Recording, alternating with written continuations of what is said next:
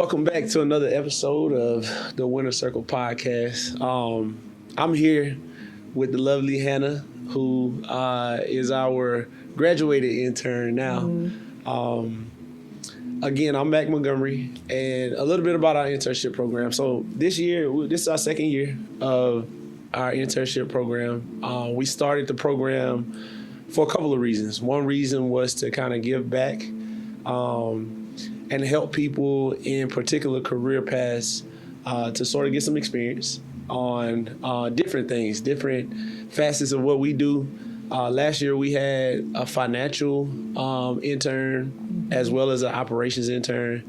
Hannah this year became sort of like our do-it-all intern. But part of the reason is to give back, and we'll continue to do this as long as our CEO says so. But we'll continue to do this going forward to give back to people, and then to also give the interns another avenue to sort of pick through.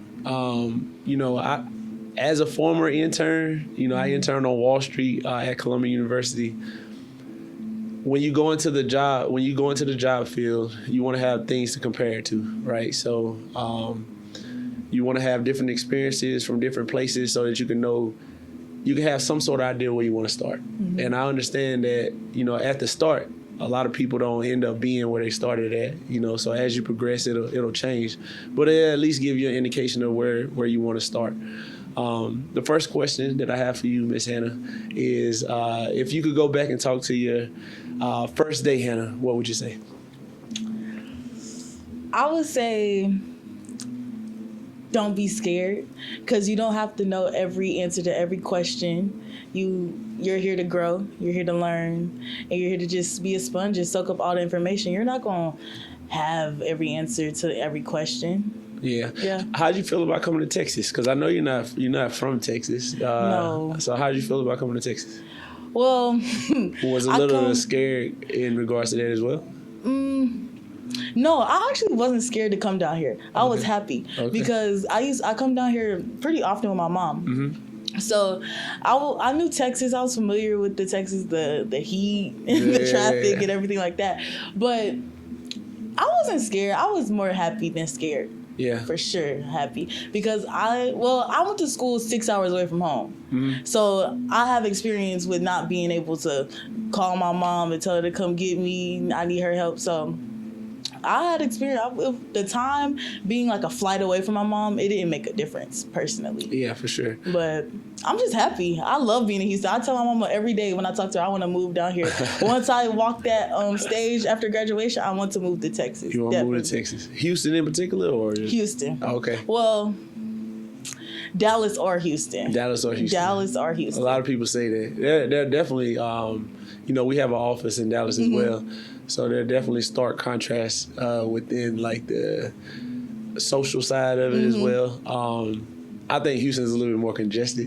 Definitely. For sure. Mm-hmm. And it is hot. But it's humid. It's so hot. It's more humid than anything. I run every day in this heat. And I think I've got like 10 shades darker than when I came. Definitely. I got you. What expectations did you have coming here? Doing the internship, I guess. I expected to just be a fly on the wall. Mm-hmm. I didn't expect to be actually in it and have experience with talking to professionals and interviewing different professionals in the field, and actually being in the field and going to shadow different QMHPs and seeing what that looks like and seeing how they help their clients and in that nature. Yeah, so I would say that. Yeah, and I was a part of your final presentation, which was I was a great so nervous. Can you tell I was nervous? You was doing a little nervous laugh and stuff a lot, but it was really good seeing all the support that you had online. And remind me, in East Carolina, what is your major? Social work. Okay, so you major in social work. The classes are geared towards social work. Is this your first type of experience doing any type of thing similar to social work? No. So I had an internship last summer, and it was not as structured as this one. And back to where she was saying about having different experiences, that was an experience that I had that I'm blessed that I have had that experience, but it wasn't as well as this one was. Yeah. This one was by far my favorite internship because that one, it just was lacking structure.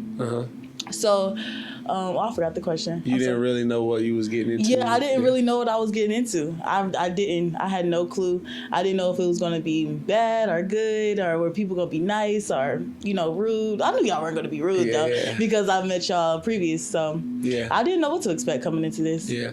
So I guess my question was geared towards since you're doing social work for your career goal. Has the internship that you've had with us and the internship that you had last summer, has it changed any expectations or anything that you may see you doing as a career? I wouldn't say it changed. I would say it strengthened what I wanted to do, because actually being in the field with the Q and seeing how she provided skills training to the nonverbal kids, the autistic kids, and I would say that really resonated with me. For sure. And it strengthened my desire to be in the social work field. And just seeing the behind the scenes, like how, I was able to interview different professionals in operations and quality assurance. And just seeing that, it's a whole process to help the just one client. It's not just, it's a snap of a finger and the QMHP provides the skills training and that's it. No, it's a whole different ball game. It's a lot that goes into it. Yeah, definitely a lot that goes into it. It's really intricate running a business, honestly, any type of business. When I first started a business, it was, I was trying to help people. So I think the goal for me was to help people, but trying to build a business out and things like that, you have to have quality control. You have to have a CEO now. Well, we didn't have one then, but we have one now. And I can see how that helps a company run smoother than anything. For example, you have to have finance, because at the end of the day, the business has to run, right? So we have to pay bills, we have to keep lights on and things like that. You have to have a demand, which mental health, there's a great demand, a man that's not going away, right? So to me, everybody needs a therapist or some sort of support. So when you check all those boxes, then you can start becoming like a decent company and starting expanding and things like that. So, it's very intricate. People can say, hey, I have a business and things like that. But if you have a really good business, there are a lot of underlying things that go into doing that. So I'm glad that it did strengthen your desire to want to still do what you want to do, which is help people, just like you're trying to do. Have you ever wanted to be a therapist or be the one providing the services? 0% chance. Nah. I never want to be a therapist. I'm good with listening and trying to, because if I was a therapist, I'd just try to solve every problem. I think that's kind of what men want to do. They want to feel like that. Like for me to feel like I get something out of a conversation or an experience, I feel like there has to be some sort of solution, which I've learned every situation doesn't require a solution, right? So a lot of times it just requires you listening, being there, and understanding, But I've never wanted to be a therapist. I think having a mental and behavioral health company, it's allowed me to listen better to my friends, my best friends. It's probably helped me in relationships a little bit. But as far as, not trying to solve everything, it's helped me to do that. So I don't think I would be a good therapist because I'm just trying to solve things. Yeah. You would probably be a great therapist. Yeah. No, but it is like crazy wanting to figure out every solution to a problem. Because I'm like that too. I always want to, I'm like I don't know how to put it, but I feel like I can have a solution for everything. Yeah. Like if you come with me to a problem with a problem, I feel like I can do something with it and turn it around. So yeah. Well, school teaches us that, right? So in order to pass a class, you got to get answers right, which is a solution, right? You got to come up with a solution to the question. So I think going through school, it kind of shapes our mind to want to get an answer, you know, and being an adult and being in different experiences, you get to understand that not everything has a solution. Yeah. You know, not only does not everything require a solution, but not everything has a solution. You know, the solution might be just to wait. Or, you know, or a solution, the solution might just be, you know, stay steadfast in what you're doing, you know, or something like that. So I think that's a big thing that I've learned just as an entrepreneur, just as an adult, you know, as a man in society that wants to protect and provide and have solutions to everything. It becomes a little uneasy whenever you can't, you know, whenever there's not a solution for it. It's just, you know, somebody just need to cry, you know, or you just need to listen to them and things like that. So, what college did you go to? I went to Columbia University in New York. Yeah. Is that a HBC? That's not a HBC. Nah, it's an Ivy League school. Oh, okay. Yeah. I didn't know. I didn't know that. I went to Columbia in New York, but my major was finance, you know, and economics. So I did 4 years there, played basketball there, and then played overseas for a little while, basketball. And then got into the work, you know, So from like a investment analyst, personal banker to oil field, and then into mental health, you know. And I've had businesses along the way as far as like trucking businesses and things like that. So I think my mind is always on like entrepreneurial stuff. But this is definitely my calling in regards to figuring out ways to help people, because that's what I wanted to do all along. So, you know, developing this internship program is part of that, because I want to help people like you figure out if this is something that you want to do, because this industry needs a lot of good people. You know, it needs a lot of good leaders. So, you know, if it can be a beacon of light, or if it can create some understanding for some good people in regards to people that want to be in this particular industry, I think that it serves its purpose. Yeah, so it definitely does. Yeah. Now, I guess the final question I have for you: what lessons have you learned along the way? Just this summer, you was with us for 2 months, right? Yeah, a month and a half, 2 months. Yeah, it went by fast. Yeah. I feel like your mom just hit me up yesterday. Take care of my baby. That's how it feels too. I wish I could stay longer. I told you the third thing was to tell my mama. Yeah. I can't keep her baby away from you. Plus, you gotta get back to school. So, I think we'll figure out some. You've been really good for us. So we'll definitely figure out some ways to be able to do like virtual things as far as with the podcasting, because. Not only did you do our internship and excelled at that, but you know, you've helped bring this to life as far as our podcast. So this is what I think it's really it brings out your creative side. I know you and Bernadette was Miss Bernadette was talking about that. I think this is one of the avenues to bring out your creative side. So not only having the experience in mental health, but all of it kind of joins together, right? Yeah. It's like full circle type stuff.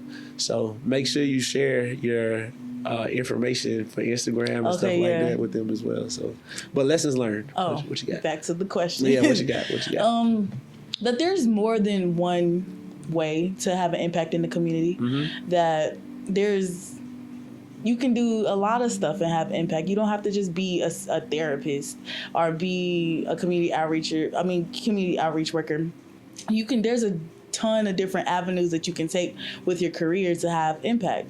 And I think that was one of the biggest lessons. And also, I never learned, this sounds awful like crazy, but as a student, I'm used to having conversation with my peers. I'm not used to having conversations with other professionals. Yeah. So I had to learn how to communicate and how to communicate professionally, because I'm not used to that in the slightest. So I had to what do they call it when you change your voice or you change how you talk? It's like, you know what I'm talking about? I know what you're talking about. I don't know the word for it though. Code switch. Oh, code switching. Yes, code switch. I had to learn how to code switch a lot. So I learned that. That's because you be talking like you in the hood or something? I wouldn't necessarily say the hood. I would say I talk like, I don't know. I just have normal conversation with my friends, but the conversations we have and the way we talk, we wouldn't be able to talk like that in a professional way. Yeah. So I think me coming here, I learned how to talk to other professionals like a colleague and not as a student. Yeah, I mean that honestly starts with respect. I know your mom does a lot of that. Mm-hmm. Dr. Kim, she does a lot of that because I interact with her a lot, but. That comes from like knowing your audience and things like that, mm-hmm. right? So it's not a bad thing to talk to your friends how you talk to your friends. You should. I talk to my friends the same way too. Yeah. Like, like regular casual conversations and just words and phrases and mm-hmm. things like that. But it's different places to do things and different environments to do things, and it's kind of like conversational etiquette too, because, you definitely have to respect professionals and what they worked hard to do, mm-hmm. such as Dr. Kim. I always reference her as that. But you want to respect that place. And as you gain more familiarity mm-hmm. with them, then it doesn't necessarily go all the way to casual, but it doesn't have to be so button your shirt mm-hmm. up all the way to the top and things like that when speaking to them. My advice on that is to continue to be yourself. In regards to knowing what you know, mm-hmm. Have the conversation and expound on what you know and be humble enough to accept the things that you don't know. Mm-hmm. Because, Dr. Hill, for example, she's been in the industry for over 30 years, right? So there's probably not a lot that she doesn't know, about it. So, you definitely have to give the respect to like listen and understand and catch some gems. Mm-hmm. She'll have some gems for you, just like Bernadette will have some gems for you. I'll have less of gems for you. But it's important to be able to have that switch to where you can have conversations and be very casual with your friends, and then when you're in a professional setting, because a lot of times you're trying to get something out of it, mm-hmm. And you never want to tarnish your image by doing the latter. Never want to do that. Yeah. But I know people right now like who's at school with me. They don't know how to talk to professionals. Yeah. Like it might sound easy, mm-hmm. like as easy as it sounds. You just talking to another person, but it's not. Yeah. People. I know somebody who will walk in the room and be like, "Yo, what's up?" Like, no, this ain't the place for that. Yeah. And I feel like. I think the professional setting also isn't for everybody. Mm-hmm. Even if you want it so bad, it may not be for you. I was always told that you never know who can help you. Mm-hmm. So you always want to be respectful, and the example that you gave of your friend, for example, mm-hmm. if they were to walk in a room with a person that's looking to hire somebody, they would automatically be X'd off the list, right? Just because of them not being able to be courteous in public, right? Because that's a lot. I relate a lot of things to sports, right? Mm-hmm. So a coach, you can have all the attributes, you can have all the athleticism or whatever that you have in the world. But when a coach comes to see you, if they see a bad attitude, then they'll mm-hmm. X all that out and they won't even look at you no more, because there are literally millions of kids that they can have that's in their spot. Similar to that situation, mm-hmm. there are literally millions of people that's looking for jobs. So, in regards to like speaking and things like that, you have to want to do it. Mm-hmm. And you have to be, smart enough to understand that, and read the room and understand that, it's a right place and the right time to do certain things. Yeah. But, today's era, everybody want to be all cool and stuff. Yeah. And, they don't want to be going viral over something that makes them look bad or whatever like that. So, I mean, I guess I can understand, but that's just not how the way, I came up. So when you play ball, played ball, did you go through anything mentally like that was challenging? Because I know I have when I play volleyball. And then if you did, how did you overcome that? Yeah. Well, I mean, I know this is like off topic. This is. Oh yeah, I just genuinely wanted to know. Playing ball, I mean, I played at a very high level early. Okay. So like, it wasn't today where you have all these cameras and you have all these trainings and things like that. I just had a lot of skill, athleticism, and things like that. So I was naturally already better than a lot of people. So a lot of the things that I went through was me being hard on myself, because I know that I'm better than a lot of people, right? So when I didn't get the results that I wanted, I got a little bit down on myself in regards to that. But hell, I didn't work out. you know what I'm saying? Yeah. So like, I can't be that hard on myself if I don't take it upon myself to work out. That's why now, as an adult, you'll see me like have like an insane work ethic in regards to work and in regards to like sports, because I know that I didn't work out nearly as hard or that I needed to back in the day. Which could have transpired in something different. But then I wouldn't have my kids. I wouldn't have the life that I have and things like that. So I feel like things happen for a reason. Yeah. Yeah. I was just wondering. Yeah. All good.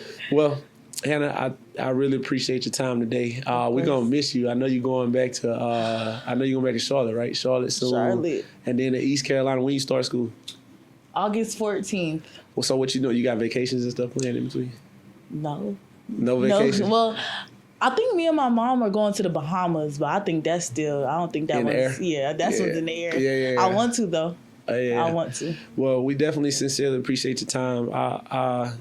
I want to thank you from Winter Circle with the things that you did as an intern here, because not only are you going to be able to take some of those with you, but we'll keep some of that as a company as well, right? So the things that you helped us with, we're truly grateful for as well. So, but in closing, we do have an internship program that goes on every year as long as our CEO approves it. Highly recommend. We always want to give back to the community, but more importantly, we want to be able to give people chances to continue to create and have an impact on kids that we provide services for. So, and I just want to say thank you for the opportunity. I had a blast coming into the office every Tuesday through Thursday. It was fun, and I really do appreciate the opportunity. All right. Well, thank you. Thank you for this episode of Winter Circle.